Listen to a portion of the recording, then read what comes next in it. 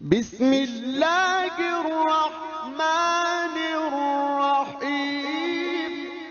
یہ 5 مضامین، ایک عصر کے حوالے سے تمام تاریخی مباحث، اس کے لیے عنوان والعصر، ایمانیات کے سارے مباحث الا الذین آمنوا، پھر تمام اعمال، اخلاق انفرادی سے لے کر ایک تنظیم ملت اور تاسیس ریاست تک کے سارے معاملات عمل صالح، پھر تمام نیکی کا پرچار، حق کی دعوت، حق کی اشاعت، اس کے لیے تواصی بالحق، اور پھر صبر، مصابرت، ڈٹے رہنا، جھیلنا، تکلیف برداشت کرنا، اس لیے کہ تواصی بالحق کو آسانی سے پسند نہیں کیا جائے گا۔ الحق مرن، حق تو کڑوا ہوتا ہے۔